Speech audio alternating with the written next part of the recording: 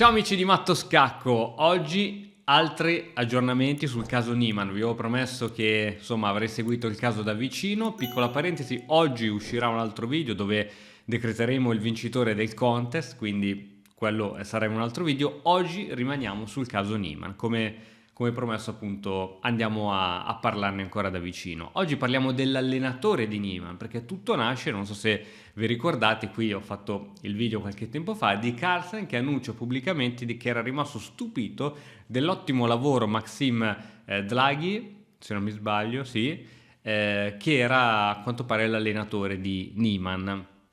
Ed era rimasto stupito. Ora questa frase si poteva interpretare in vari modi, se non fosse che una settimana dopo su Vice, un grande quotidiano online, viene annunciato che il gran maestro Maxim Draghi, ossia allenatore di Niemann, ha ammesso lui stesso di avere barato online un paio di volte su chess.com, in particolare nel 2017 e nel 2020.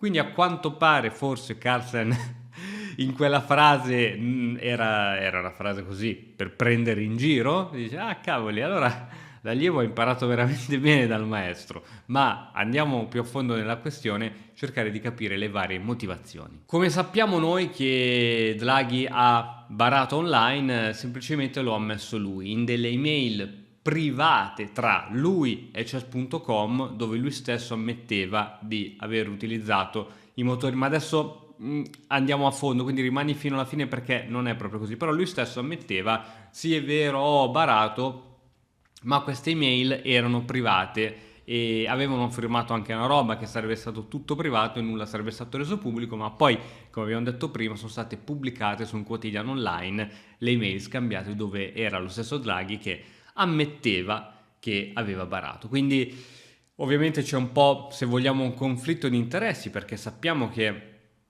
chess.com ha offerto più di 80 milioni di dollari per comprare le società di Carlsen, quindi fa molto comodo chess.com sposare la tesi di Carlsen, ossia che Niemann ha barato, quindi tutti quelli anche che in qualche modo hanno a che fare con lui o hanno potuto influenzarlo, che comunque si vada a rafforzare l'opinione pubblica che Niemann sia un baro. Dunque Carlsen e chess.com contro Niemann e chiunque sta dalla sua parte, ma cerchiamo di capire il profilo di questo giocatore Maxim Draghi e chi è, o meglio chi è stato. È un GM rispettato con 40 anni di esperienza alle spalle ed è stato uno dei più forti giocatori al mondo Blitz. Per un certo periodo ha avuto il rating più alto, tant'è che si è conteso il titolo del campione del mondo Blitz con Kasparov ed è sempre stato, diciamo, al top tra il 1988 e il 1992. In questa partita che ti farò comparire su Repressione possiamo vedere come Draghi riesce anche a battere Kasparov, che è un attimino demoralizzato dalla sconfitta, ma ovviamente poi ne uscì vincitore da questo match. Kasparov a 3,5 contro 2,5. Che rapporto c'è stato tra Maxim Draghi e Hans Niemann, visto che si dice che sia stato il suo allenatore? In realtà allenatore è un parolone, perché Draghi ha seguito Niemann per 3-4 mesi quando lui aveva 11 anni, quindi ok, un gran maestro probabilmente nella sua lunga carriera cambia 10-20 insegnanti, quindi ok, è stato un suo insegnante, possiamo dire che Niemann è stato suo allievo, ma per un 3-4 mesi, quindi nulla che abbia troppo potuto lasciare un imprinting concreto. In quei 3-4 mesi Niemann è passato dai 2150 punti ai 2350, che sono tantissimi, 200 punti su quella fascia in così poco tempo, ma Maxim stesso dice che non era sorpreso da questo exploit, poiché ha avuto tanti altri studenti talentuosi che hanno avuto una crescita così rapida in poco tempo su quel range di punteggi. Quello che però l'aveva sorpreso era la velocità col quale Niemann riusciva ad immagazzinare queste informazioni, perché a quanto pare le sessioni di studio e di allenamento con Niemann avvenivano fra una partita e l'altra del torneo. Tu sai che nei tornei magari si gioca al mattino, poi la seconda partita la giochi al pomeriggio e durante la pausa pranzo magari facevi la sessione di studio, ti preparavi per la lezione al pomeriggio e Niemann immagazzinava e si ricordava tutto. Ecco, quelle erano, diciamo, state le loro sessioni di studio. Ritorniamo un attimo dunque alle accuse di Carlsen. L'idea, almeno quello che dice Maxim, è che Carlsen praticamente vuole cercare di diffamare Niemann in tutti i modi possibili, anche per associazione. Appunto, se il maestro di Niemann ha barato, allora Niemann stesso, che tra l'altro lui stesso, anche lui ha ammesso di barare, allora veramente significa che ha imparato molto bene. E Maxine dice, quando Niemann ha battuto Carlsen alla Sinquefield Cup, in realtà non c'era alcun modo di barare, oltre ai vari metal detector, oltre, hai visto l'altro ieri ho fatto uscire il video sul Talisman Zero, quello strumento che a quanto pare ti permette di barare anche nei tornei dal vivo, ma anche lì c'è wireless, cioè ci vuole qualcuno che ti suggerisca le mosse. È vero che c'è questo dispositivo che vibra, ma tu devi trasmettere le mosse al dispositivo. Il dispositivo te le può trasmettere a te, quindi in base alle vibrazioni, eccetera, eccetera.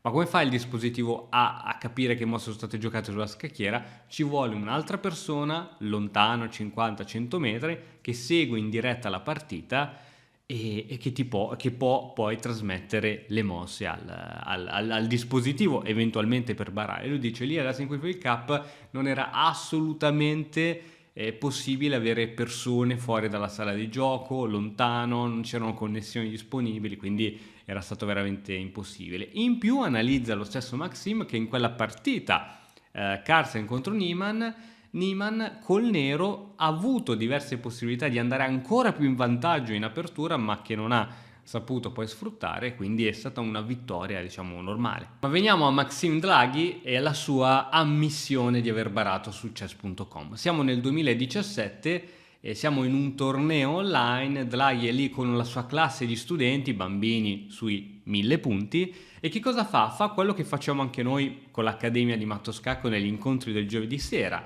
C'è lui alla scacchiera, a un certo punto si presenta una posizione e dice: ragazzi, secondo voi qui qual è la mossa migliore?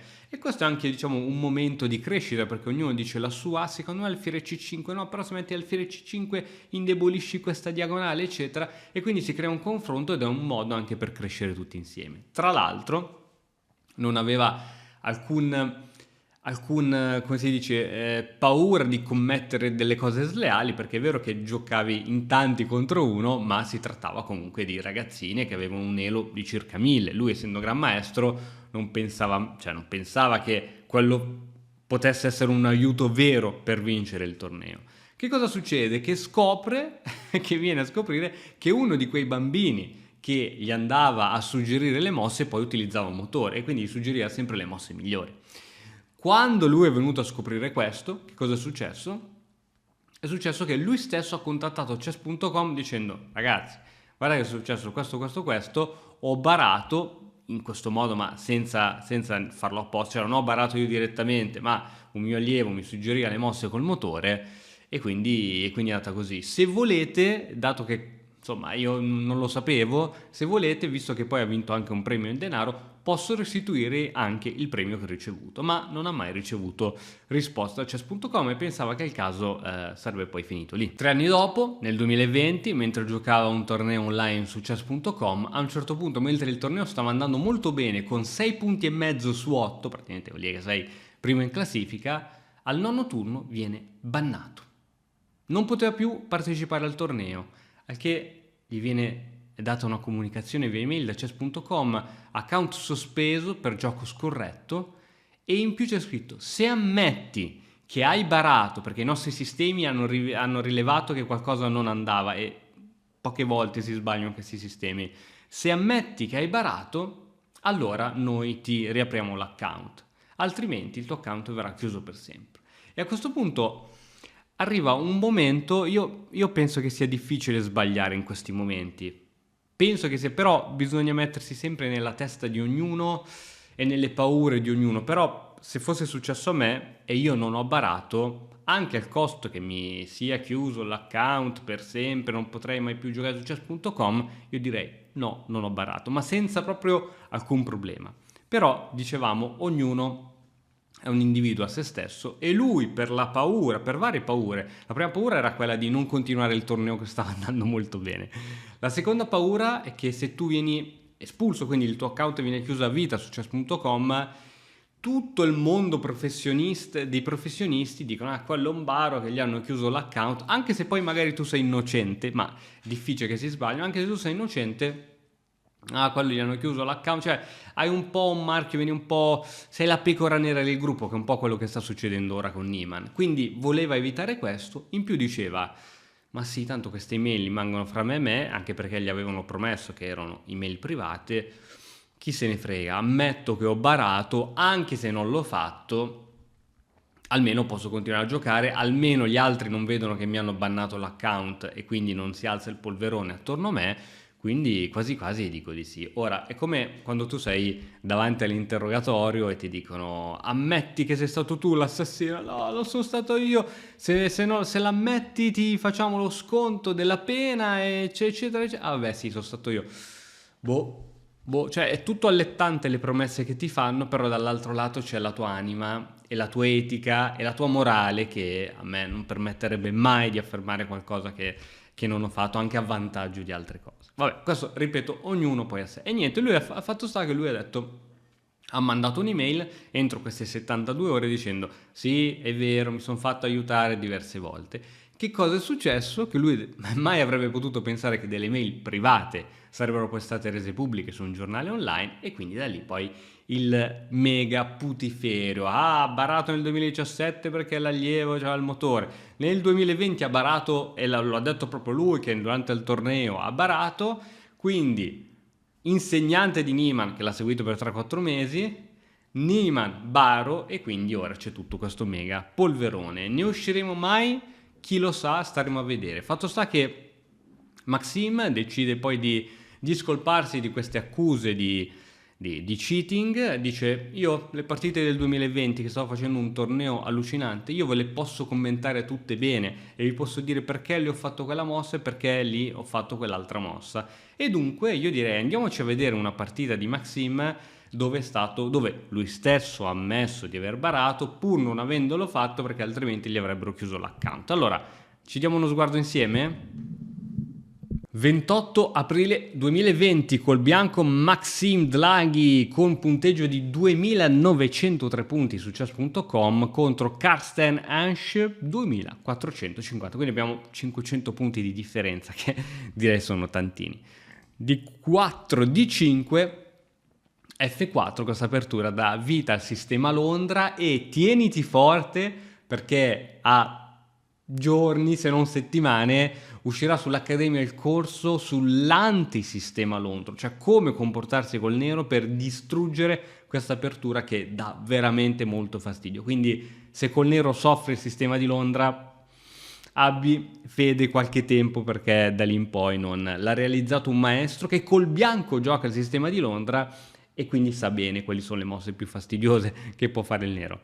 E6, E3, cavallo F6, cavallo D2, qui fa tutto parte dei piani, arriverà probabilmente cavallo F3, alfiere D3, C3, il solito setup del sistema Londra. Qui giustamente si gioca sempre alfiere G3, ora questa cattura è vero che crea delle impedonature ma è buona in realtà per il bianco, d'altronde questo è l'alfiere poi buono del nero, quindi non si cattura generalmente. B6, cavallo G va in F3, C5 e qui seguendo, perché punto di domanda, perché è un errore? Perché qui il buon Dlaghi utilizza C3, punto di domanda anche qui, questo è il setup del sistema Londra, ma con un po' più di attenzione i motori danno errore perché ci sarebbe potuta essere alfiere in B5. L'alfiere in B5, scacco, bisogna interporre un pezzo davanti, per esempio, non so, alfiere D7, e ora qui è interessante perché tanto si perde questo alfiere. È vero che recuperi l'alfiere, ma adesso il bianco va in vantaggio di un pedone, guadagna un pedone, quindi qui c'era subito la possibilità di andare in vantaggio e questa possibilità non è stata usufruita. Pedone C3, donna C7, alfiere D3, setup del sistema di Londra, cavallo C6, donna E2, alfiere B7, torre in D1.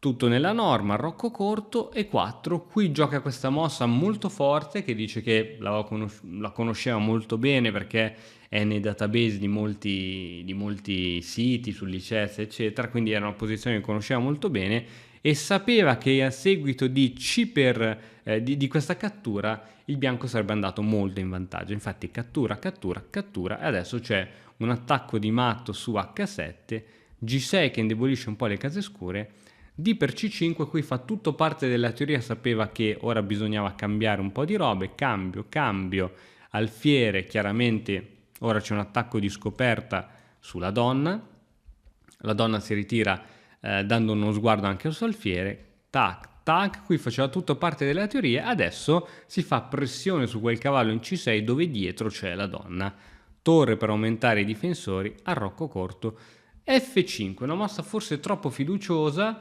che indebolisce notevolmente il pedone in E6, che adesso diventerà un target di attacco per il bianco. Intanto bisogna spostare la donna e a seguito di questa mossa molto difensiva arriva cavallo in C4. L'idea è molto semplice, quella di mettere la donna su E3 per attaccare entrambi i pedoni deboli. Donna che attacca cavallo e pedone, donna che attacca torre, quindi direi che ci sono delle priorità. La torre che si sposta e ora torre in D6. La donna non può lasciare quella traversa, altrimenti cade il cavallo e succedono probabilmente cose molto brutte.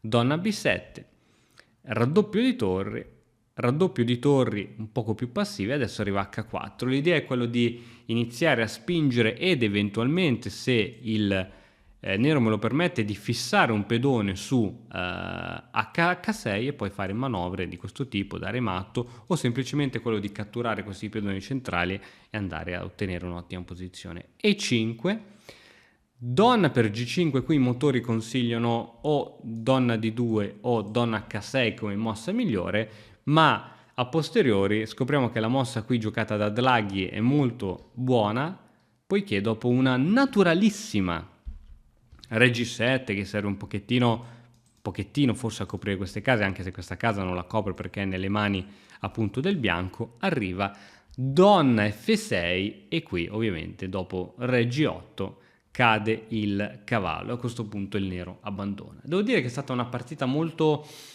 così normale, tranquilla. Il bianco ha giocato bene, il nero ci ha messo del suo per perdere e sì, 500 punti di vantaggio si sono assolutamente visti, non ho visto cose eccezionali. C'è anche da dire un'altra cosa, che se uno utilizza i motori in maniera astuta può tranquillamente lui decidere se fare delle mosse buone, cioè non è che tu devi sempre seguire come un caprone la prima consigliata al motore, ogni tanto per far capire che sei un giocatore umano puoi scegliere anche le mosse meno meglio, quindi in realtà questa sua cosa di dire io le partite ve le posso anche dimostrare, vedi lì non ho fatto la mossa migliore, sì, cioè nel senso parliamone, quindi ancora tutto resta troppo nell'aria, ma ci aggiorniamo, ci vediamo più tardi col video del vincitore del contest per vincere il libro di scacchi di Mattoscacco. Ci vediamo alla prossima, ciao!